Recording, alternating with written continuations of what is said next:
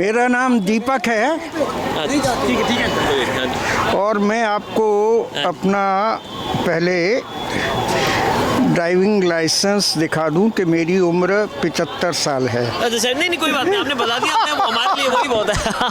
आप दिल्ली में कहाँ रहते हैं सर? मैं पुरानी दिल्ली में रहता हूँ। पुरानी दिल्ली में? हाँ। पुरानी दिल्ली का तो सर हम बेसिकली वहीं के रहने वाले हैं, चावड़ी बाजार, सीताराम बाजार। आप कहाँ रहते हैं? मैं हौज काजी पर एक फाटक नमक है गली, अच्छा, फाटक नंबर, ठीक है, उसमें रहता हूँ।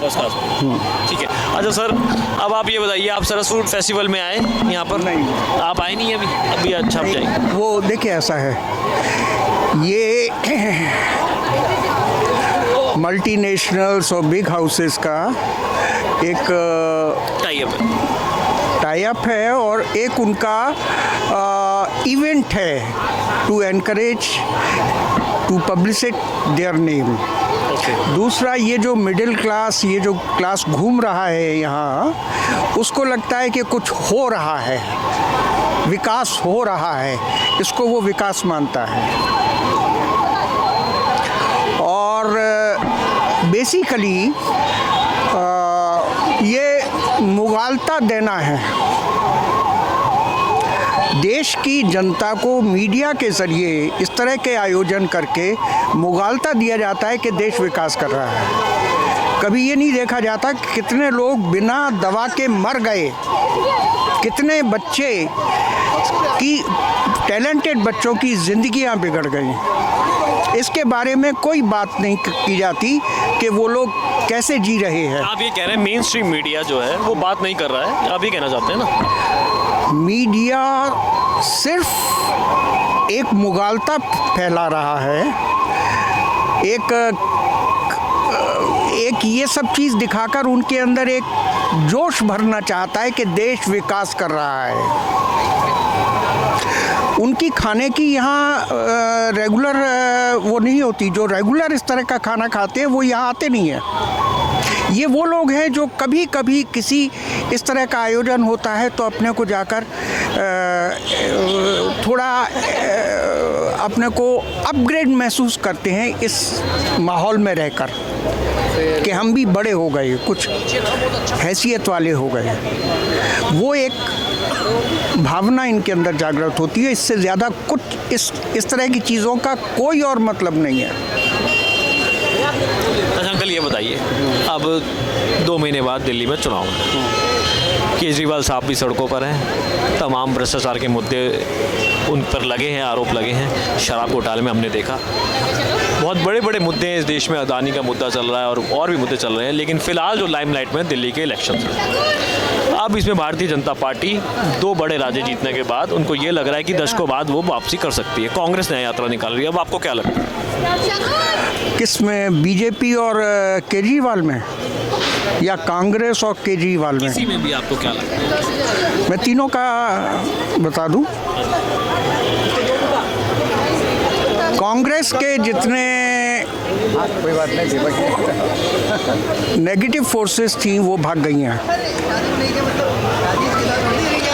अब ये आगे अच्छे, आप ये कह रहे हैं गुलाम नबी आज़ाद वगैरह? हाँ, बहुत वो लोग भाग गए हैं, पार्टी छोड़ गए हैं, कहीं और चले गए हैं या बीजेपी में चले गए, कहीं दे हैव गॉन।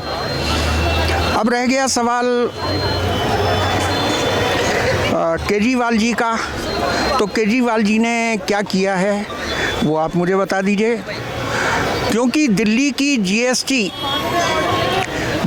की जो जीएसटी कलेक्शन है, यहाँ बहुत बड़ा होलसेल मार्केट है पूरे हिंदुस्तान के लिए, उसका जीएसटी उनके पास आता है, जिसमें उनको सिर्फ अपनी स्टेट के लोगों के लिए या एम्प्लॉयज़ के लिए खर्च करना होता है। जो सेंट्रल गवर्नमेंट एम्प्लॉय है, जिसमें डिफेंस और ये पुलिस और ये सब है, उसके लिए उन्हें कुछ नहीं करना होता है। इतना पैसे से इन्होंने क्या डेवलपमेंट किया है? कुछ स्कूल बना दिए हैं, सड़कें तभी खुदी हुई हैं, और भ्रष्टाचार के आरोप इनके ऊपर लग चुके हैं जो भ्रष्टाचार विरोध के अंदर आए थे। दूसरा, अब आ जाइए आप बीजेपी। तो बीजेपी के सरगना हैं प्राइम मिनिस्टर मोदी जी, और अभी क्या वो अपने इलेक्टोरल बॉन्ड का हिसाब देंगे या पीएम केयर्स फंड के लिए कुछ कहेंगे, या जितने अडानी को इलीगल वो दिए गए हैं अगेंस्ट द लॉ, उसके बारे में कोई सफाई देंगे? अगर ये देते हैं तो फिर बीजेपी के बारे में कुछ सोचा जा सकता है। ये अगर कुछ नहीं देते हैं तो सरगना तो वही है। अगर ये उनको सपोर्ट करेंगे तो फिर ये वो आगे यही काम करें। देश को तो कांग्रेस ने जितना बर्बाद नहीं किया उससे ज़्यादा इन्होंने 10 साल में कर दिया। अब आप चाहें तो इसे दिखा दें, वैसे आप दिखाओगे नहीं। नहीं सर, 100% हमारे चैनल पे आप देखेंगे। तो सर आप अब ये बताइए कि 3 सरकारें हमको देखने को मिले, 3 पार्टियां, आम आदमी पार्टी, कांग्रेस और भारतीय जनता पार्टी। अब आपने देख लिया हमने कि 10 साल में केंद्र में मोदी जी की सरकार, 10 साल में आम आदमी पार्टी की सरकार और 15 साल शीला दीक्षित की सरकार। कौन सी सबसे बेहतर आपको लगी है? देखिए, शीला दीक्षित ने सो कॉल्ड कोई डेवलपमेंट नहीं किया, सिर्फ थोड़ी चीज़ें बना दी। या केंद्र, जब केंद्र उस टाइम कांग्रेस थी तो केंद्र सरकार ने सड़कें वड़कें। सर हमने तब भी देखा कि अटल बिहारी वाजपेयी प्रधानमंत्री थे, इधर शीला दीक्षित जी सीएम थी, कभी कन्फ्लिक्ट देखने को नहीं मिला। आज की डेट में कोई भी फाइल पास करानी होती है वो एलजी साहब रोक देते हैं, एलजी साहब कह रहे हैं कि वो रोक देते हैं, कैबिनेट नहीं। देखिए, एक अब आप पहला चीज़ ध्यान रखें, हिंदुस्तान में देश के लिए कोई नहीं काम कर रहा है।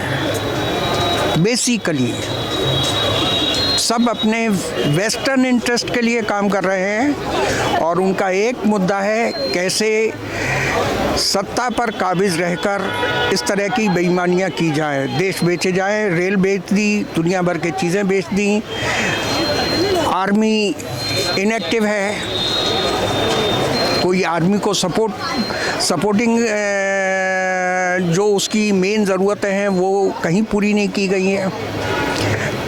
वो जो राफेल का वो उसका सौदा था उसमें घपला हुआ है, सारी चीज़ों में घपला हुआ है। अनिल अंबानी जिसमें पार्टिसिपेट। हाँ, अनिल अंबानी को ये यहाँ की बनी बनाई मेट्रो तो चला नहीं सका, दिल्ली की एयरपोर्ट मेट्रो, उसको वो दे दिया। यहाँ बिजली सप्लाई कर नहीं सका, उसको राफेल को बनाने के लिए कॉन्ट्रैक्ट दे दिया। जो इंसान बिल्कुल निकम्मा, उसे किस बिना पर दिया? और मुझे एक चीज़ बताएं, ये योगी सरकार ने 3,336 रुपये का दिया कैसे जलाया? जितने हज़ार दिए जलाए गए उस हर एक की कॉस्ट जाकर पड़ी 3,336 रुपये। उसका कोई हिसाब दे दे। और वो मोदी के ही वो हैं तो मोदी या अमित शाह या कोई भी सर योगी वगैरह छोड़े, आपको अब क्या लग रहा है, कौन सी सरकार आपको लाइमलाइट में लग रही है आने वाले 2 महीने बाद चुनाव जो है? देखिए, यहाँ इलेक्शन में हवा किसी की होती है, जीत के कोई आ रहा है। आप ये कह रहे हैं कि ईवीएम का मुद्दा हावी है? मैं इसमें कुछ कहता ही नहीं हूँ। मैं इसमें कुछ नहीं कह रहा हूँ। हमें जो दिखाई देता है वो नहीं हो रहा और जो हो रहा है वो हमें दिखाई नहीं देता। ग्राउंड रियलिटी आप ये कह रहे हैं उसमें फ़र्क है। चलिए और लोगों से बात करते हैं। आपका नाम सर? जी, मेरा नाम बाबू मुन्ना है। आप दिल्ली के हैं? जी, मैं महिपालपुर से हूँ। महिपालपुर से जी। तो सर बताइए कुछ, पहले तो हम यहाँ आए हैं, अब हम दिल्ली इलेक्शन के बारे में पता कर रहे हैं, बताइए कुछ।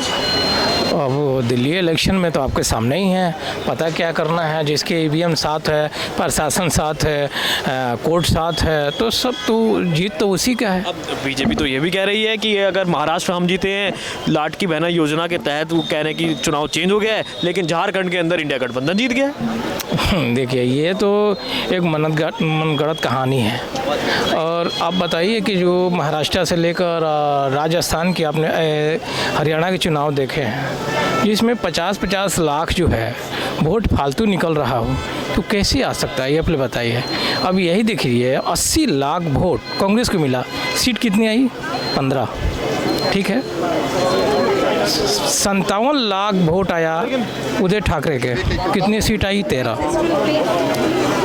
सिंधे के वोट आया 79 लाख, सीट कितनी? 57। तो ये बताइए, ये वोट कहाँ से आता है, सीट कहाँ से आती है? अभी मिला सकते हैं, आप पत्रकार हैं और समाज की आईना आपके सामने है। इसलिए कि आप उजागर करते हैं सच बोलना इस टाइम सबके बस के नहीं है। सच बोलना, आसमान में उड़ के जाना, कब्र में लेट जाना, ये सच्चाई है। अगर हम भाजपा के खिलाफ बोलेंगे तो भाजपा वाले मार देंगे हमको।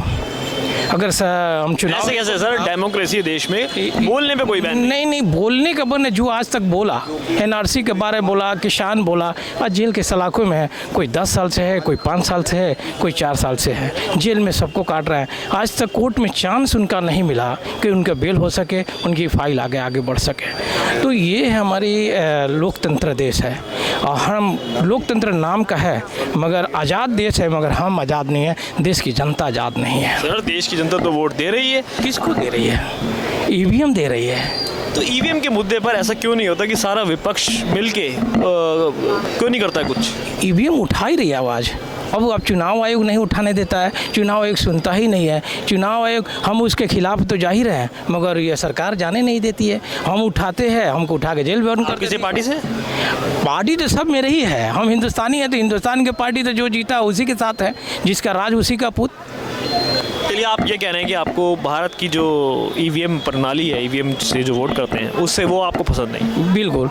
आज बैलेट पेपर से करा लीजिए और दूध का दूध और पानी का पानी सामने नज़र आ जाएगा, कौन कितना पानी में है। जब समुंदर में गोता लगाया जाता है तब तो पता चलता है। अरे नाली में गोता लगाने से क्या मिलेगा मिट्टी के सिवा छोड़कर? समुंदर में लगाने के बाद हीरा या मोती जरूर मिल जाएगा आपको। चलिए, आपका नाम सर? मेरा नाम रामपाल सिंह। तो आप कहाँ रहते हैं? मैं महरौली में रहता हूँ, यहीं दिल्ली में ही आपकी। महरौली। तो आप यहाँ सरस फूड फेस्टिवल में हैं? ना, यहाँ ये आप लोगों के साथ यहाँ आते रहते हैं कॉफ़ी होम में। हाँ, कॉफ़ी होम में। कॉफ़ी होम में। अच्छा। बस कॉफ़ी होम की पार्टी है। हाँ, पार्टी तो ये है, हम तो इनके साथ जैसे तमाशबीन होते हैं वो है। दोस्त हैं आप सारे, अपना समय व्यतीत करने के लिए सारे निकले हैं। आप ये कहना चाह रहे हैं? तो सर कुछ बताइए यहाँ के बारे में बताइए, कुछ इलेक्शंस है उसके बारे में बताइए। इलेक्शन के बारे में ये नेता लोग कह सकते हैं कुछ, मैं तो अरे आप जनता को तो ज़्यादा पता है सर कि 10 साल में केजरीवाल साहब ने क्या काम करा है और मोदी साहब ने क्या काम करा है। मेरे को इस बारे में ज़्यादा जानकारी नहीं है। चलिए, जुड़े रहने के लिए हमारे YouTube चैनल को सब्सक्राइब करें और नई वीडियो की नोटिफिकेशन के लिए बेल आइकॉन को दबाएं। अगर आप ये वीडियो Facebook पर देख रहे हैं तो लाइक जरूर करें और ज्यादा से ज्यादा शेयर करें। धन्यवाद।